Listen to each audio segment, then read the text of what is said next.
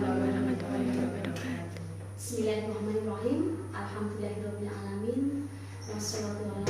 Wassalatu wassalamu ala asrofil anbiya'i wal mursalin wa ala alihi washabihi ajma'in.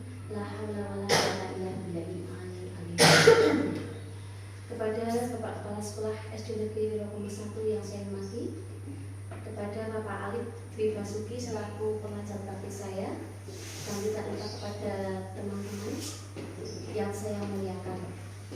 Pertama-tama marilah kita memanjatkan puja dan puji syukur kehadirat Allah Subhanahu wa taala yang telah melimpahkan rahmat, hidayah serta inayahnya kepada kita semua, sehingga pada kesempatan siang ini kita dapat berkumpul di ruangan kelas 1 ini tanpa halangan suatu apapun.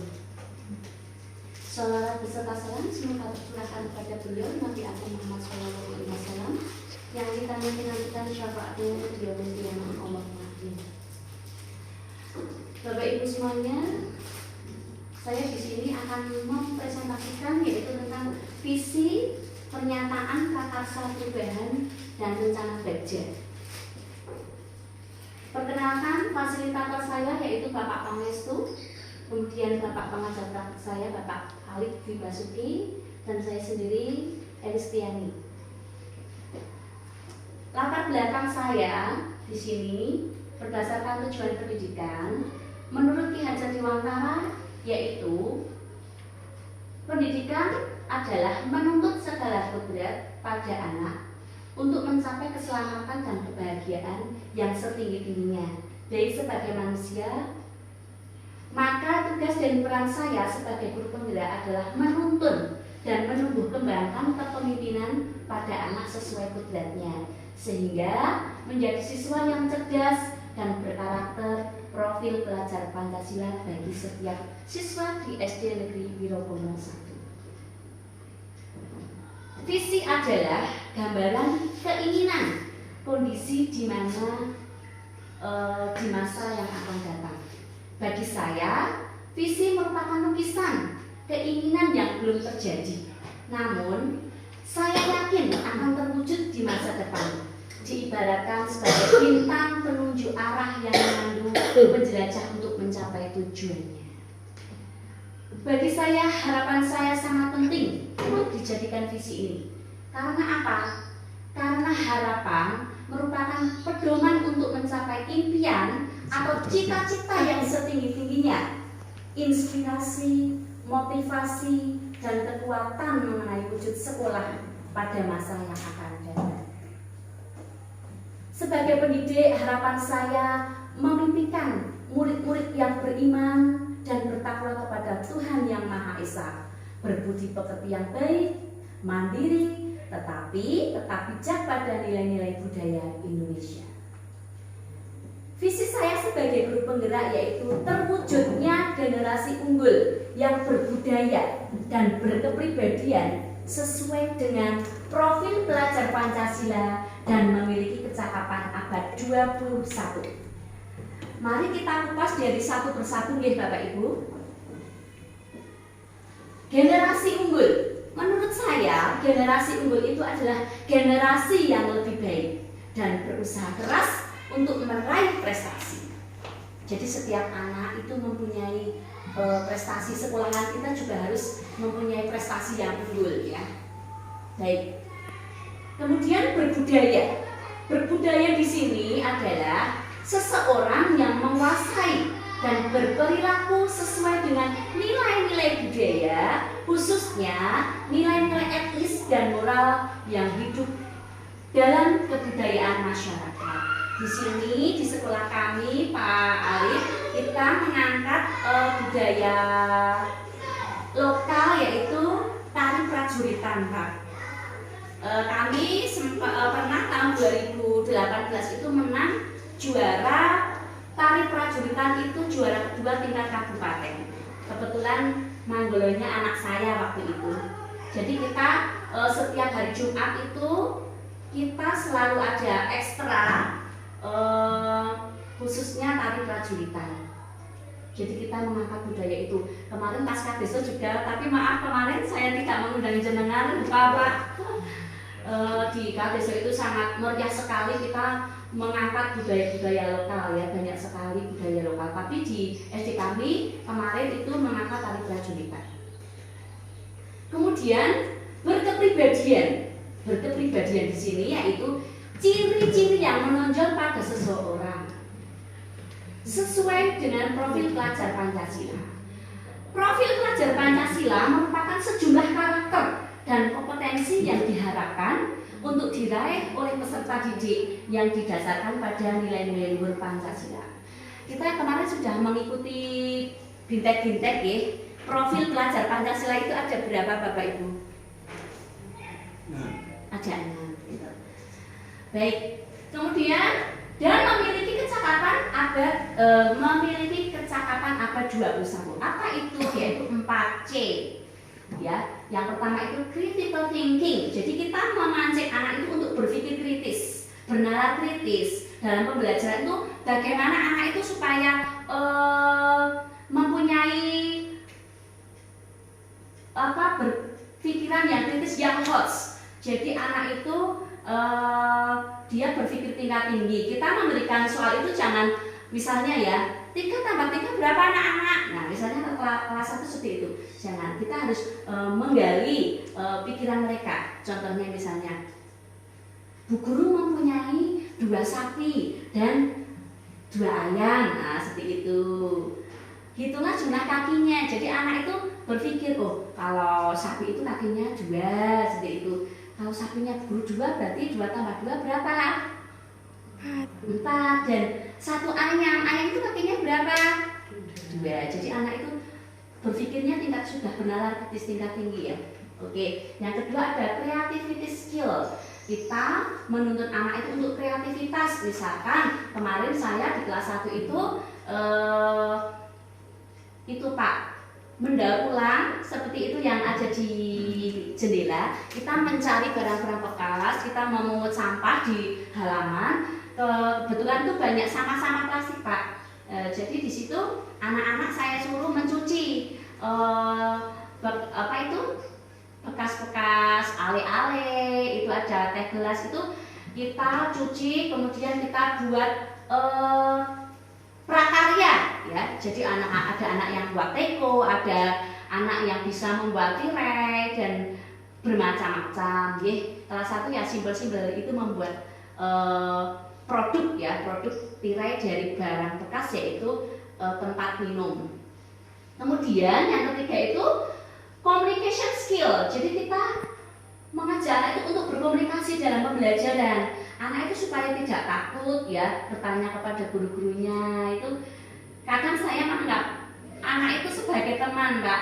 Supaya apa? Supaya anak itu lebih dekat dengan gurunya seperti itu. Itu juga akan memudahkan kita dalam pembelajaran, sangat membantu sekali. Kemudian yang keempat ada collaboration skill. Kita berkolaborasi dengan anak, itu berkolaborasi, setiap siswa dengan siswa berkolaborasi. Apalagi kita dengan rekan sejawat ya, kita punya visi apa, kita punya misi apa, itu kita berkolaborasi. Terutama kita berkolaborasi dengan Bapak Kepala Sekolah, kemarin saya sudah berkolaborasi dengan Pak Suko, kemudian dengan teman-teman. Baik, ini Bapak Ibu, profil pelajar Pancasila itu ada berapa ini? Ada 6 ya. Yang pertama ini beriman, bertakwa kepada Tuhan yang Maha Esa. Yang kedua kebinekaan global. Dan yang ketiga bergotong royong. Yang keempat kreatif. 5 bernalar kritis. Dan yang terakhir mandiri. Mari kita kupas dari satu persatu. Yang pertama beriman, bertakwa kepada Tuhan yang Maha Esa dan berakhlak mulia. Siswa itu harus memiliki karakteristik yang beriman dan bertakwa kepada Tuhan yang Maha Esa.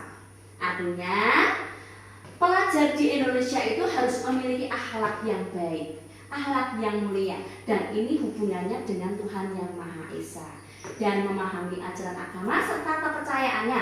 Alhamdulillah di sini murid-murid SD Wirokomo 100% Islam Pak. Jadi kita lebih mudah untuk menerapkannya dalam kehidupan sehari-hari, sehingga dapat hal-hal tersebut itu dapat diimplementasikan di kehidupan sehari-hari.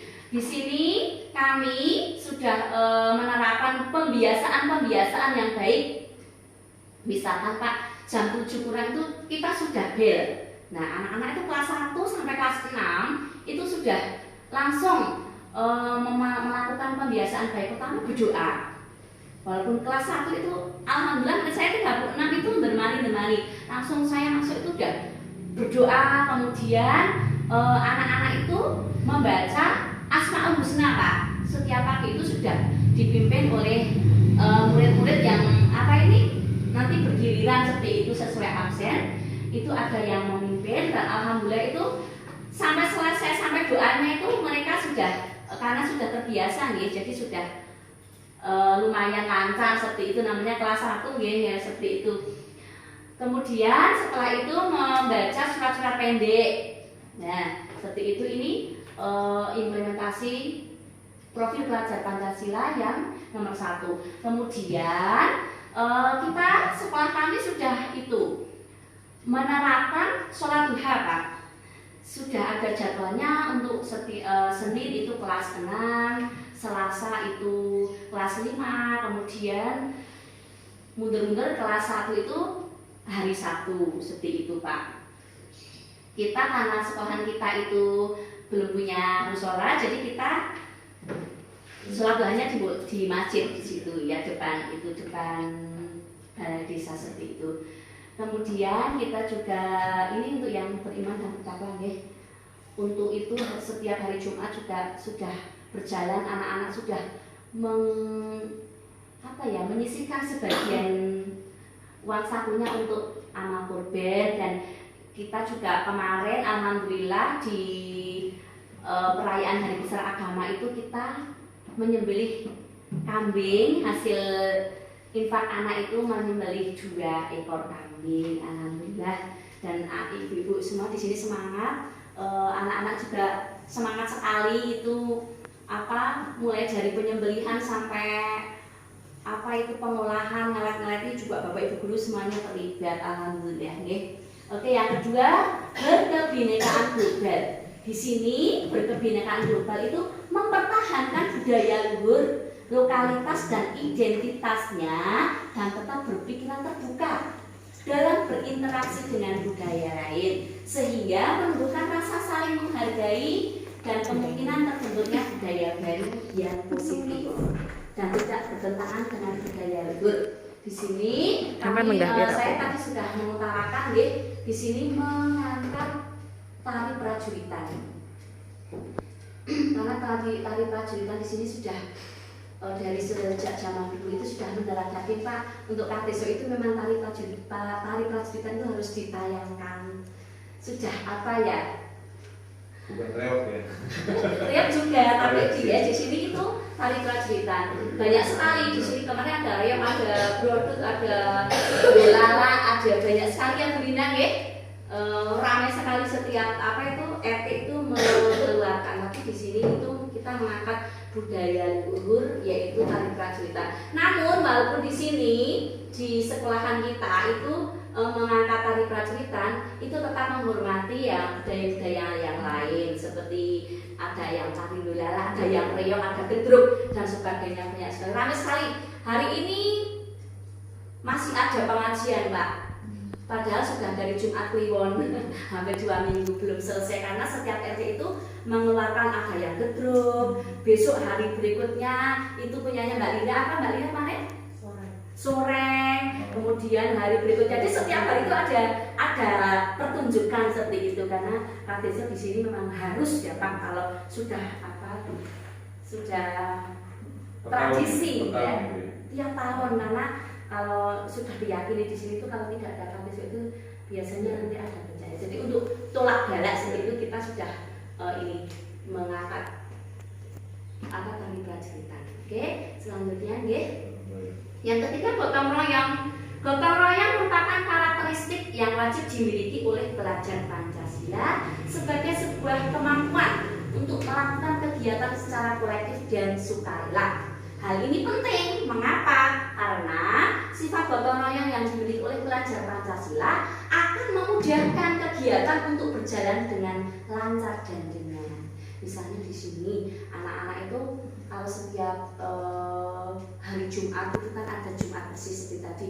Ya kita bergotong royong. Di sini kan sudah tradisi masyarakat kalau Jumat juga bersih-bersih ya, anak-anak ikut gotong royong membantu bersih-bersih jalan seperti itu, sampah-sampah kita sebagai guru menuntun ya, mengajak murid-murid untuk ayo nak gotong royong nyapu-nyapu gitu ya. Kalau ada tetangga SD yang ada keperluan juga kita membantu seperti itu. Kita menanamkan profil pelajar Pancasila ini yang nomor 3 ini ke siswa. Kemudian di sini yang nomor 4 mandiri. Seorang pelajar Pancasila itu harus dapat mandiri dan memiliki rasa tanggung jawab akan sebuah proses. Di sisi lain, pelajar Pancasila juga harus mampu mengatur pikiran, perasaan, dan perilaku dirinya untuk mencapai tujuan belajarnya. Misalkan di sekolahan itu saya memberikan tugas kepada anak-anak. Anak-anak nanti Bu Guru akan memberi PR. Ya anak-anak di sini mandiri ya. Apa di sekolahan kemarin disuruh membuat apa Bu itu prakarya ya. Anak-anak membawa kemudian mandiri membuat prakarya itu di sekolah sendiri dan mereka tanggung jawab. Anak-anak ini kalau tidak selesai enggak Bu Guru saya mau mengerjakan menyelesaikan di sekolahan. Nah, seperti anak-anak sudah punya rasa tanggung jawab ya, mandiri tanpa di paksa itu sudah punya kesadaran. Oke, yang kelima itu bernalar kritis ya. Memiliki nalar kritis itu harus dimiliki oleh setiap pelajar Pancasila di Indonesia. Mengapa? Karena memiliki nalar kritis itu berarti mampu secara objektif memproses informasi. Kemudian pelajar Pancasila akan mampu membangun keterkaitan antara berbagai informasi, menganalisis informasi, mengevaluasi dan menyimpulkannya. Jadi kita memberi kelonggaran kepada anak itu untuk bernalar kritis sesuai dengan kemampuan mereka, ya, untuk menyerap informasi. Kadang kita memberi materi, kita menge-share PPT itu di grup. Nah, anak-anak coba ini Bu Guru mengirimkan link YouTube kalian pelajari. Nah, nanti kita memancing memberi pertanyaan pemantik kepada anak. Coba anak-anak apa yang kalian tangkap, apa yang kalian simpulkan materi yang Bu Guru hari ini berikan. Nah, anak itu di rumah itu kan mempunyai HP ya, tapi kalau di sekolah tidak boleh, tidak diizinkan untuk membawa.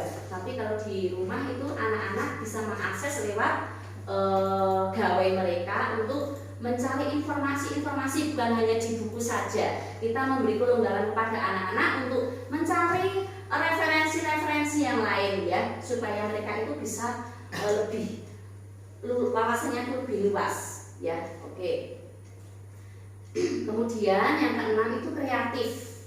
Pelajar Pancasila itu wajib memiliki sikap yang kreatif dalam setiap tindakannya. Sikap kreatif ini berarti pelajar Pancasila harus mampu untuk menghasilkan suatu hal yang inovatif, yang baru ya, orisinil dan berdampak secara luas terhadap masyarakat.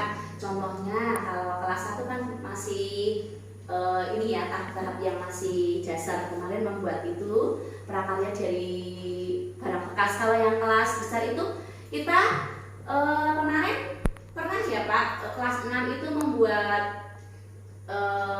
makanan keripik rendeng, ada keripik bayam. Itu anak-anak itu mengambil ya apa itu tumbuh-tumbuhan di sekitar, kemudian untuk dijadikan hal yang baru. Kita menuntun anak ya di dapur, anak-anak kalau membuat keripik itu bagaimana, bumbunya apa, mereka praktek, kemudian apa, didistribusikan, dijual untuk mendapatkan itu ya. Anak-anak dibimbing supaya tahu bagaimana cara pengolahan dan kalau apa itu sampai dijual ya, sampai laku itu hasilnya berapa seperti itu. Jadi anak-anak itu jadi semangat untuk berkreasi seperti itu, nggih. Oke, itu 6 profil pelajar Pancasila yang saya paparkan. Kemudian di sini pernyataan prakarsa perubahan lanjutan yang sudah saya terapkan di sekolahan Pak Alif. Yang pertama, saya membiasakan melakukan membaca Asmaul Husna dengan anak-anak. Itu Asmaul Husna anak-anak saya kopikan. Kemudian setiap pagi langsung setelah selesai berdoa, anak-anak mengeluarkan itu Asmaul Husna. Ada salah satu anak yang memimpin. Kemudian kita bersama-sama ya, saya bawakan itu salon kecil itu yang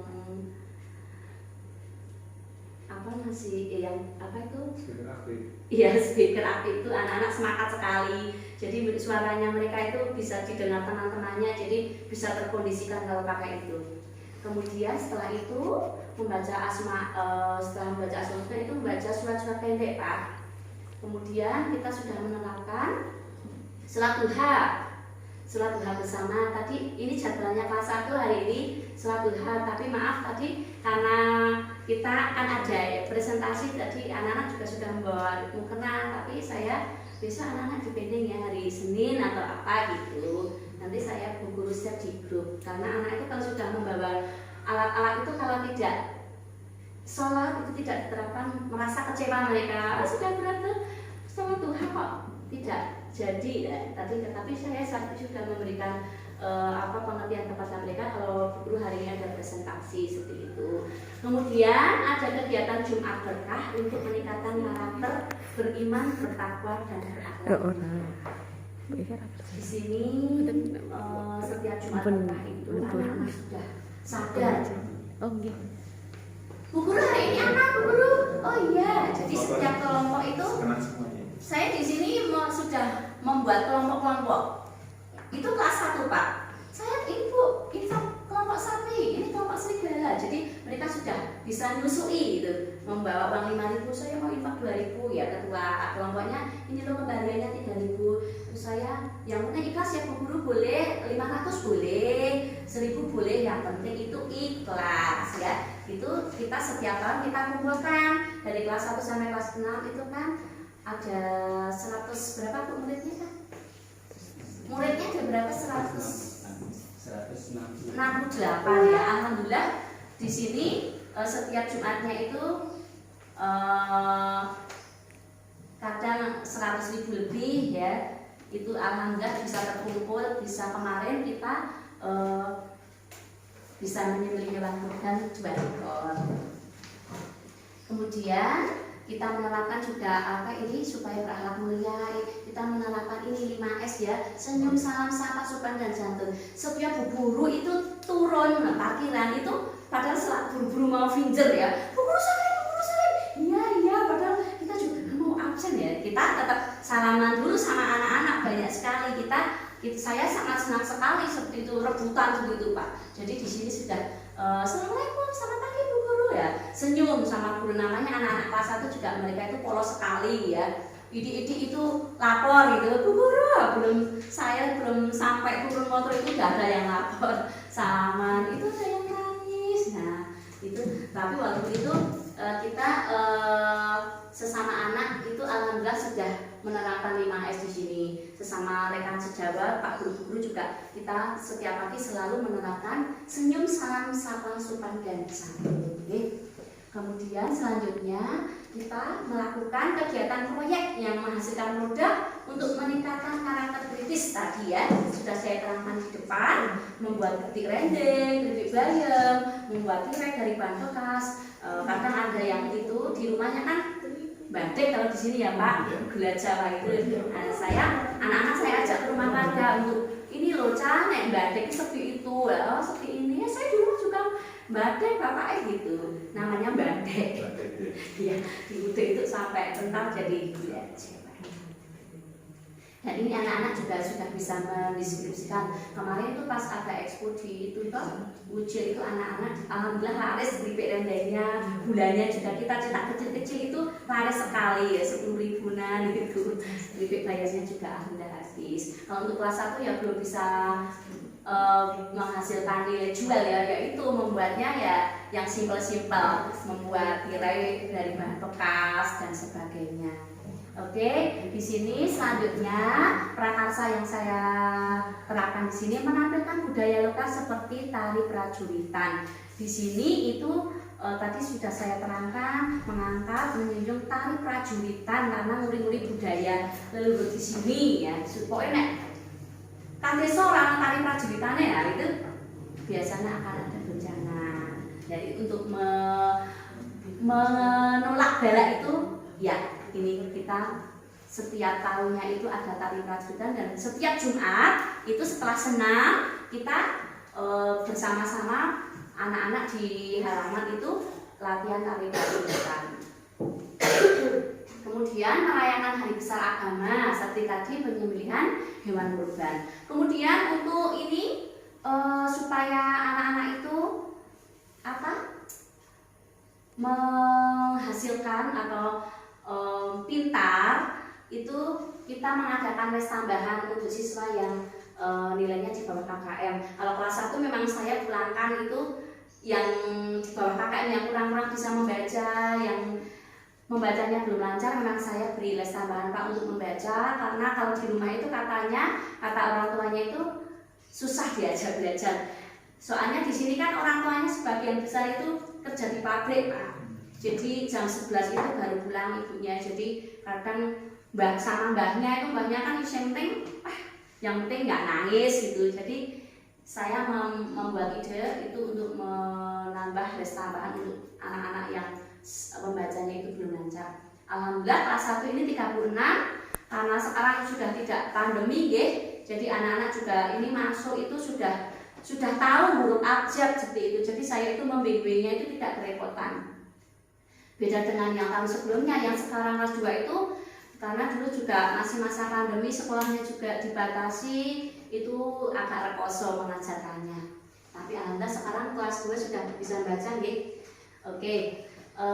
Kemudian mengadakan kegiatan Jumat bersih seperti penghijauan pekarangan sekolah untuk meningkatkan karakter peduli lingkungan. Karena di sekolah kami itu tidak punya pekarangan ya Pak, kita punya ide.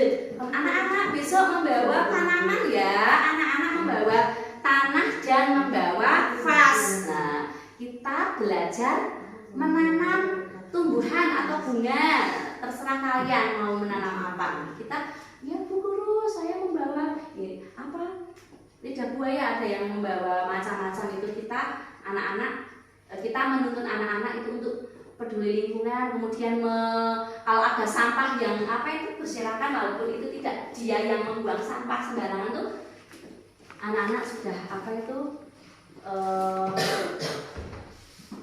sadar. Tapi kadang di sini itu susah Pak, walau sekolahannya kecil, maaf, di sini tuh anak-anak agak susah itu untuk menerapkan kebersihan. Tapi kita tidak bosan-bosan untuk mengarahkan mereka ya, anak-anak ini sampahnya dibuang di tempat sampah. Nah seperti itu kan, supaya lingkungan kita itu rapi, seperti itu dipandang itu juga enak.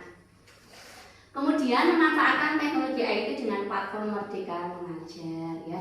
Di sini Banyu Biru Bapak Ibu sedang mengikuti itu PMM Pak. Sekarang Bu Guru Agama izin ini tidak ikut karena mengikuti PMM, dan di situ kita kemarin di Korwil itu dibimbing oleh Ibu Pengawas dan Bapak Kakorwil itu untuk mempelajari itu platform Merdeka Mengajar. Di situ banyak modul, seperti modulnya mirip di CGP, jadi pejuang centang biru istilahnya gitu Pak. Kita melihat videonya, kemudian mengerjakan pemahaman, dan ada refleksi dan ada post-test seperti itu, mirip-mirip itu di modul CGP.